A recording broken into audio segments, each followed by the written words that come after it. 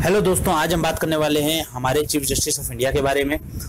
Supreme court में 48 number पे chief justice NV. Ramana इस समय नए नए चीफ जस्टिस ऑफ इंडिया बने हैं। इनसे पहले ऐसे बोबडे थे, वो 47 नंबर पे के चीफ जस्टिस थे और ये एन.वी. रमन्ना जो है ये बने हैं हमारे 48वें नंबर के चीफ जस्टिस। तो इस वीडियो में आप अंत तक बने रहिएगा, क्योंकि इसमें हम इनके लाइफ के बारे में बताएंगे, इनके अप्रोच के बारे में बताएंगे, इनकी थॉट प्रोसेस, इनके वैल्यू सिस्टम उसके बारे में बताएंगे, इनके लाइफ में इन्होंने क्या क्या चीजें देखी आगे, उन सारी चीजों के बारे में इनके बारे में हम लोग डिटेल में चर्चा करेंगे और जानने की कोशिश करेंगे कि हमारे चीफ जस्टिस ऑफ इंडिया कि मतलब एक्चुअल में कैसे हैं। और ये किसी भी इंसान के बारे में जानने के लिए उसके थॉट प्रोसेस को जानना बहुत ही जरूरी होता है, और यहाँ से हम उनके बारे में डीपली जानेंगे और साथ ही साथ अपनी नॉलेज को भी हम उसी के साथ साथ बढ़ाएंगे। तो चलिए फ्रेंड, शुरू करते हैं।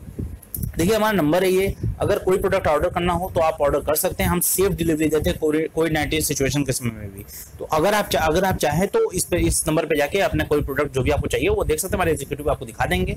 और ये हमारे फेसबुक हैंडल पे भी जा सकते हैं। हमारे कई ऐसे पेजेस रन कर रहे हैं जो हमारे अबाउट सेक्शन में, आप अगर हमारे चैनल के अबाउट सेक्शन में जाते हैं तो वहां आप देख लेंगे कि हम किस किस तरह के चीजों को ऑर्डर कर रहे हैं, ऑफर करते हैं और रिच ग्रुप किस तरह से काम करता है।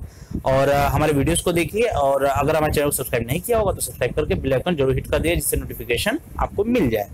अब चलिए इनके बारे में शुरू करते हैं। देखिए, जस्टिस एन.वी. रमन्ना, इनका पूरा नाम क्या है? इनका पूरा नाम है नुथलपति वेंकटा रमन्ना। नुथलपति वेंकटा रमन्ना इनका पूरा नाम है। ये 48वें नंबर के चीफ जस्टिस ऑफ इंडिया है। अब इनका अगर बात करें कि लाइफ के बारे में अगर हम बात करें तो इनका जन्म जो हुआ था वो हुआ था एक किसान परिवार में हुआ था। इनके पिता का नाम था गणपति राव और इनकी माता का नाम था सरोजनी देवी। और इनका जन्म आंध्र प्रदेश के कृष्णा डिस्ट्रिक्ट के पुनावरम विलेज में हुआ था। और देखिए, शुरू से ही देखा जाए तो ये किताबों के काफी शौकीन थे, बुक्स पढ़ने के काफी ये शौकीन रहे हैं। और ये इसके साथ ही साथ ये कार्नेटिक म्यूजिक में भी इनका काफी दिलचस्पी रहे, काफी इंटरेस्ट इन्होंने लिया है। देखिए, इनका लॉ प्रोफेशन में आने का जो मेन रीजन जो ये बताते हैं वो इनका ये था कि इन्होंने प्री इमरजेंसी के समय में, जिसमें इमरजेंसी लगने वाली थी हमारे देश में, उससे पहले ही इन्होंने अपने देश में जब कोई भी इमरजेंसी या किस तरह की सिचुएशन प्रभावी होती है कहीं पे भी, जैसे मान लीजिए कि लॉकडाउन की स्थिति कहीं आई तो उसके लॉकडाउन के पहले ही एक अजीब सा माहौल बन जाता है देश में। तो ठीक उसी तरह आप सोचिए, इमरजेंसी तो लॉकडाउन से भी आगे है।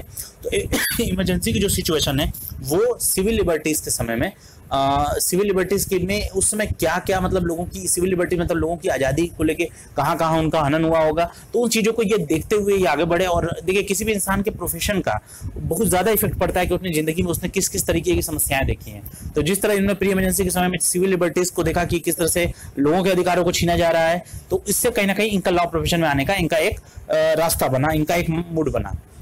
अब देखिए, और जब इमरजेंसी का समय, जब ये प्री इमरजेंसी की बात है, जब इमरजेंसी लागू हो गया था देश में, तब उस समय ये जर्नलिस्ट रहे थे तेलुगु न्यूज़पेपर के। और इनका खुद का मानना है कि ये लॉयर जो बने वो कोइंसिडेंटली बने। इनका ऐसा नहीं था कोई कि बचपन से इनका कोई सपना था। जिस तरह इन्होंने इमरजेंसी के समय सिचुएशन देखी, वहां से पूरी तरीके से मूव कर गए लॉ प्रोफेशन की तरफ। अब देखिए, इनके कैरियर के बारे में हम लोग जानते हैं। क्या करेंगे कैरियर में इन्होंने क्या क्या चीजें की, किस किस तरीके से आगे बढ़े। देखिए, ये जो बार काउंसिल के मेंबर बने 10 फरवरी 1983 में, 1983 में ये बार काउंसिल के मेंबर बने। और ये इसके बाद ये कई गवर्नमेंट ऑर्गेनाइजेशन के काउंसिल भी बन चुके हैं और मार्गदर्शन कर चुके हैं। साथ ही साथ एडिशनल स्टैंडिंग काउंसिल भी रह चुके हैं रेलवे के सेंट्रल एडमिनिस्ट्रेटिव ट्राइब्यूनल, यानी रेलवे प्रशासनिक विभाग में हैदराबाद के ये एडिशनल स्टैंडिंग काउंसिल ये रह चुके हैं। ये इसके बाद ये एडिशनल एडवोकेट रहे हैं, एडिशनल एडवोकेट जनरल रह चुके हैं आंध्र प्रदेश के। अब देखिए, इसके बाद इन्हें अपॉइंट किया गया था आंध्र प्रदेश का हाई कोर्ट का जून 2020 में। ये आंध्र प्रदेश हाई कोर्ट के परमानेंट जज बने थे और यहाँ पर ये करीब 13 साल तक ये इस पद पे रहे। उसके बाद ये दिल्ली हाई कोर्ट के चीफ जस्टिस बने और उसके जस्ट बाद ये अपॉइंट किए गए 2 फरवरी 2014 में इन्हें सुप्रीम कोर्ट का जज ये बनाया गया। जैसे सुप्रीम कोर्ट में 33-34 जजेस होते हैं, तो उन्हीं जजेस में से ये एक रहे हैं फरवरी 2014 से। और इनका जो अब तो चीफ जस्टिस ऑफ इंडिया बन गए हैं। तो अब जो इनका रिटायरमेंट का शेड्यूल है वो 26 अगस्त 2022 में, जैसे अभी इन्होंने शपथ ली तो अभी अप्रैल में इन्होंने शपथ ली है 2021 में, तो अब 26 अगस्त 2022 में ये इनका जो है चीफ जस्टिस ऑफ इंडिया का कार्यकाल समाप्त होगा। फिर हमारे 49th chief justice of India जो भी कोलेजियम जो है इलेक्ट करेगी या अपॉइंट करेगी वो बनेंगे।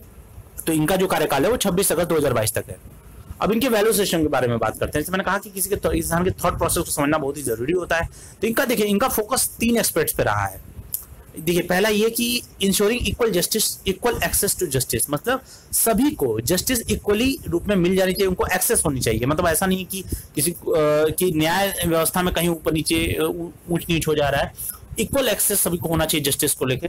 और साथ ही साथ इनका और दूसरा इनका फोकस ये था कि सिविल लिबर्टीज होती हैं, जो एक इंसान की स्वतंत्रता होती है, ह्यूमन राइट्स वायलेशन के अगेंस्ट में जो भी स्टेट के द्वारा उस ह्यूमन राइट वायलेशन होता है उसके अगेंस्ट जो सिविल लिबर्टीज लोगों को मिलनी चाहिए। Upholding of civil liberties against human right violation by the state. अब और तीसरा ये कि ये एक सेट करने के लिए इनका मानना है कि एक नेशनल जुडिशियल इंफ्रास्ट्रक्चर कारपोरेशन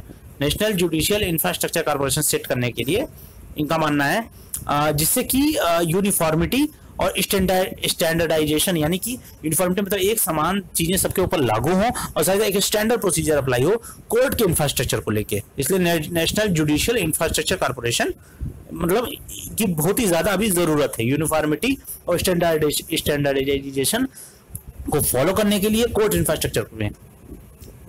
अब और इनके बारे में अगर बात करें तो देखिए, जनवरी 2020 में इन्होंने जो मतलब ये उसमें जस्टिस थे, तो उसमें जस्टिस के तौर पे ये जम्मू एंड कश्मीर की अथॉरिटी